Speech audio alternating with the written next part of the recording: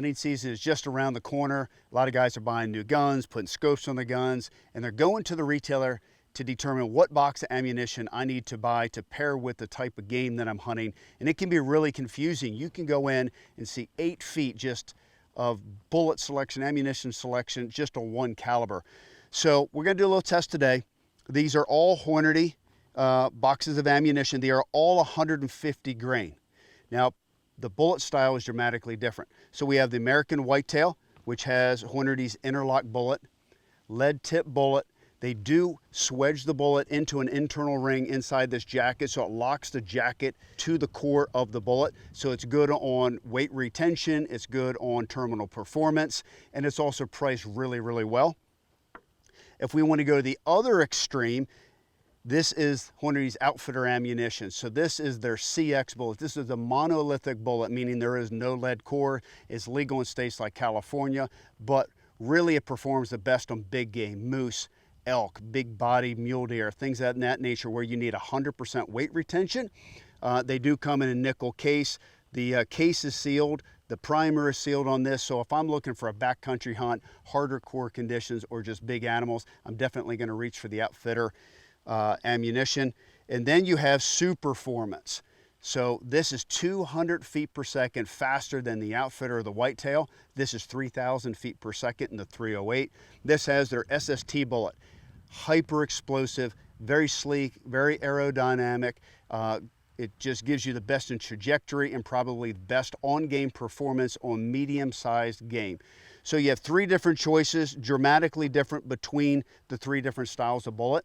So we're going to show you today the difference in accuracy, particular to this rifle, but more importantly, the point of impact difference. Just because these all have 150 grain bullet doesn't mean that if I'm sighted in for Superformance, I can go grab a box of Whitetail ammunition and think that it's going to hit in the same point of impact. So we're going to run through this test at 100 yards. We're going to go out to 300 yards and bring some gongs.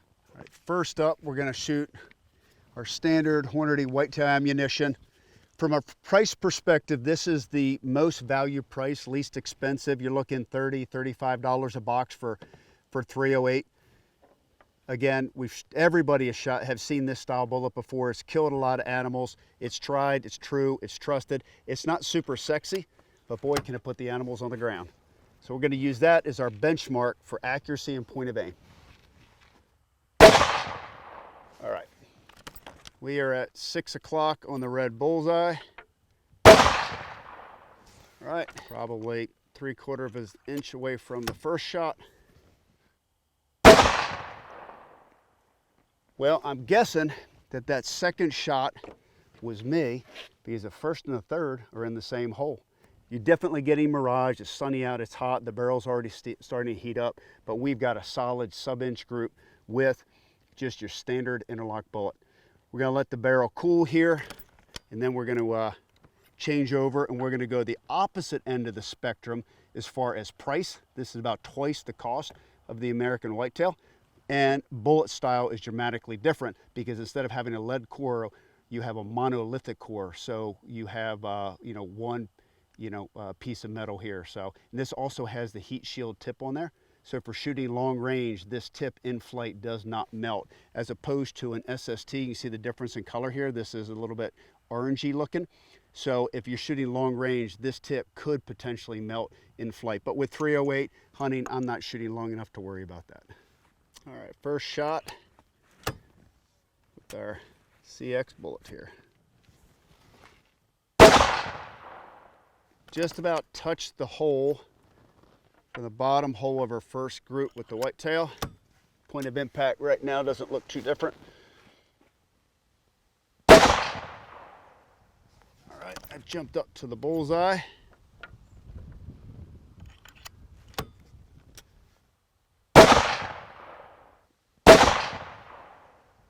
We have some wind that's affecting us left and right on that. The height held really well.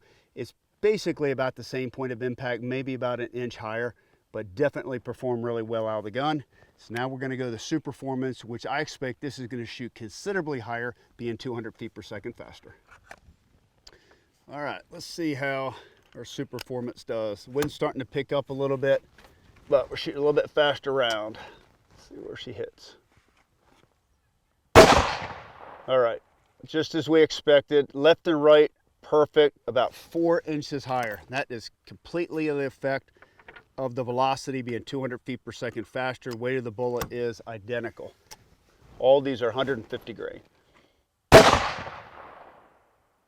It's just a little bit above that one.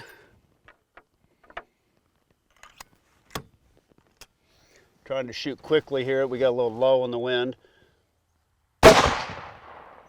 All right, shoot one more. The first shot, those two are almost touching. Remember, the first shot was our transition between rounds. All right, let's walk down and show you guys the difference between these 3 bullets. This really did exactly what we thought it was going to do. A little bit explaining here. So these 2 shots and this shot right here were from the interlock bullet on the whitetail. So, you know, I would say, you know, definitely this is an inch. You know, maybe this was me pushing out a little bit. So great group, great price point of the ammunition, tried and true, you know, big game killer.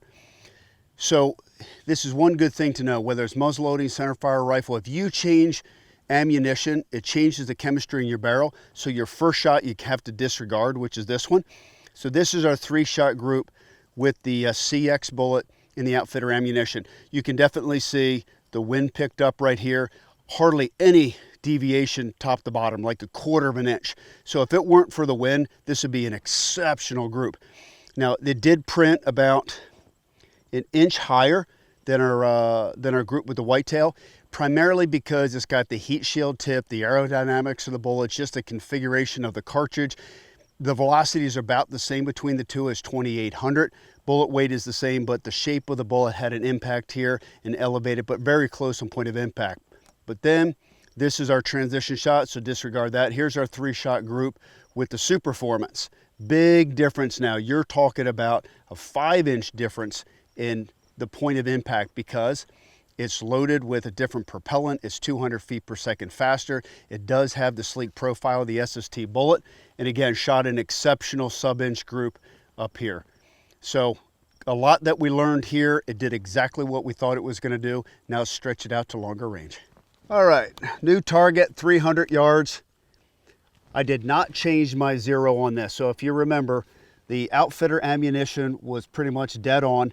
We're about an inch lower on the whitetail, and then we were 6 inches higher on the Superformance. So now we're going to look at group size and point of impact without changing our zero.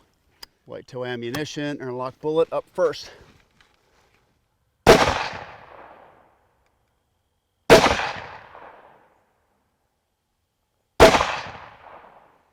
All right, that was definitely off the target, so I'm guessing it should be low somewhere.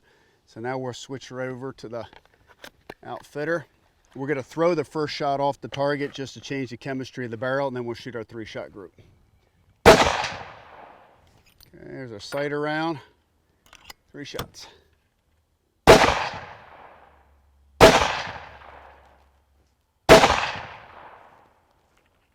So Superformance, I'm expecting that this is going to be high. If I was 6 inches high, I didn't change my point of impact, I'm guessing that this will actually be above the point of impact. All right, so that was my sighter shot.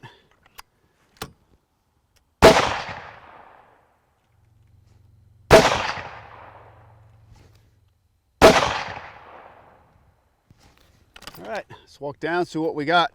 One of the shots with the SST clipped the top of the target, so I know I had about what we expected. The others were in the cardboard. I have no idea where the other shots were. So here's the whitetail ammunition, and as you can see, I mean, this is sub MOA at 300 yards, so this is probably printing just shy of 3 inches, which is really impressive. Now we jump to the outfitter. Same bullet weight, 150 grains. Same velocity, about 2,800, but here's the difference in BC. So your BC on the interlock bullet is about 0.34, somewhere around there, and now you're at 0.41 BC with a heat shield tip. So it's interesting, same velocity, same bullet weight. This is purely the difference between your ballistic coefficient of your bullets. And again, I'm not taking credit for that. All those are almost two touching, 100% luck. There's no way. Now, this group size is about what it is here, about your sub MOA. And then we jump way up here. So this was our sighter shot there, our conversion shot. So look at this group size here, about the same size, you know, sub MOA, but look at the difference in what Superformance, what 200 feet per second can do. And again, you also have the advantage of a really good BC on your bullet here, just like you have on your outfitter ammunition. So the difference here is velocity, difference between these two or ballistic coefficient. Group size is relatively the same. So it's really about bullet selection to pair it up to your game. Am I hunting whitetails? Am I hunting elk? Am I hunting in really tough Alaskan conditions? If I'm just hunting, you know, on the back 40 in Michigan, you know, this is how you pick your ammunition. And obviously make sure that you sight in with the ammunition that you hunt with.